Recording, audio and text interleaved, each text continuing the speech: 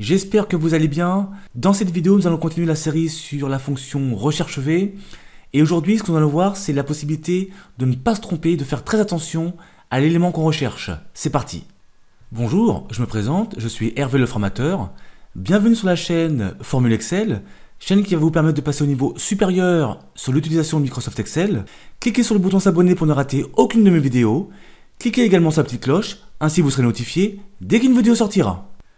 Bien, on continue donc notre série sur l'utilisation de la fonction recherche V dans Excel. Ici en G3, on cherche à retrouver le tarif du produit que l'on mettra ici en F3. Donc on va écrire égal recherche, pour ne pas dire recherche V, comme recherche verticale. Ensuite l'argument qu'on me demande, c'est la valeur cherchée, c'est le produit qui se trouve ici en F3, donc deux possibilités. Je prends ma souris, je clique à l'intérieur de la cellule.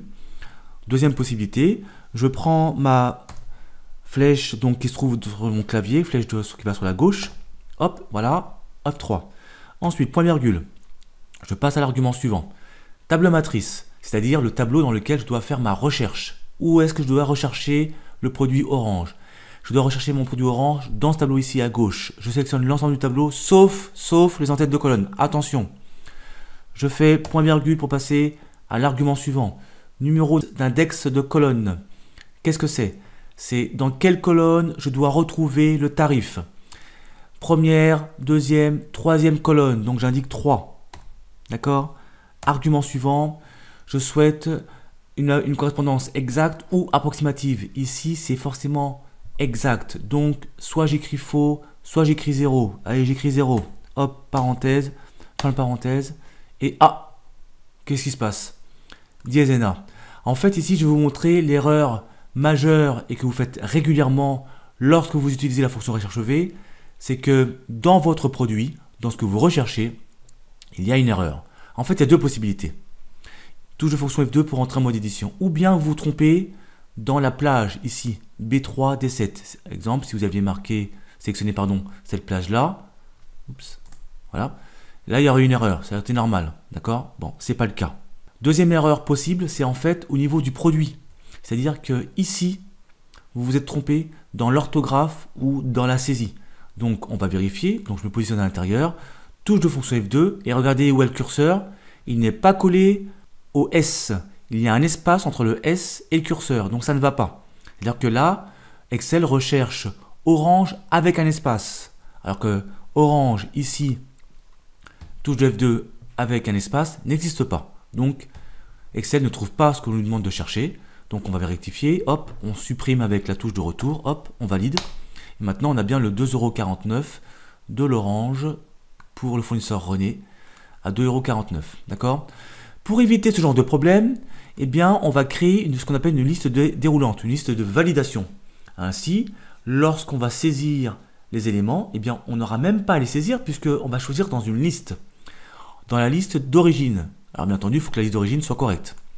Alors, comment ça se passe? On se positionne déjà ici en F3 parce que c'est là qu'on veut saisir notre liste. D'accord? Donc ici, on va avoir une liste de tous les produits. Ensuite, on se dirige vers l'onglet Données au niveau du ruban, ici.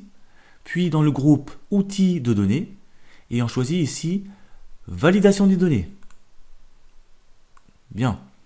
Ici, dans le premier onglet, on choisit d'autoriser une liste. C'est-à-dire que là, pour l'instant, par défaut, Excel nous propose tout. Moi, ce que je veux, c'est créer une liste. Donc, je clique sur la petite flèche qui se trouve juste à droite, ici. Voilà. J'ai plusieurs possibilités. D'accord? Nombre entier, décimal, etc. Moi, ce que je veux, c'est une liste. Donc, je clique sur liste. Dans le prochain champ, ici, on me demande la source. C'est-à-dire, quels sont tous les produits que je veux avoir dans ma liste. Alors, je ne vais pas m'amuser à les taper, ce serait trop long parce que là il n'y en a que 5, mais imaginez une liste de 50, 200, 300, 2000 produits, d'accord, ou références, puisqu'on peut adapter. Eh bien non, je vais aller chercher une plage. Ça peut être une plage horizontale comme une plage verticale, d'accord? Donc moi ce que je vais choisir, c'est ma plage verticale puisque je veux l'ensemble des produits ici dans mon tableau. Donc je clique ici sur le petit bouton pour aller chercher mes éléments. Ensuite, je clique sur la première cellule et je glisse vers le bas. Et ainsi, je sélectionne ici ma plage, tous mes produits. Je reclique à nouveau pour revenir dans cette fenêtre et je valide par OK. Et là maintenant, regardez, ici, j'ai une petite flèche qui est apparue qui me permet donc de cliquer dessus et d'obtenir tous mes produits sans aucune difficulté. Et là, si je clique dessus, si je choisis par exemple les carottes, j'ai automatiquement le tarif des carottes qui apparaît.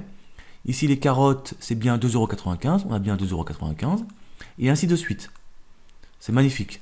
Là, ça vous permet de limiter vos erreurs, puisque s'il y a une erreur, c'est à la source, et non pas dans votre saisie. Puisque là, je ne saisis rien, je ne fais que sélectionner un produit, ou une référence. Après, bien sûr, on peut adapter l'exemple. D'accord? Voilà ce que je voulais vous montrer aujourd'hui, c'est-à-dire la saisie inutile de vos produits, et créer une liste déroulante pour éviter les erreurs d'espace, de saisie, d'orthographe, etc. Voilà, cette vidéo est maintenant terminée. Merci de l'avoir suivi. Je vous dis à très bientôt sur Formule Excel. Ciao!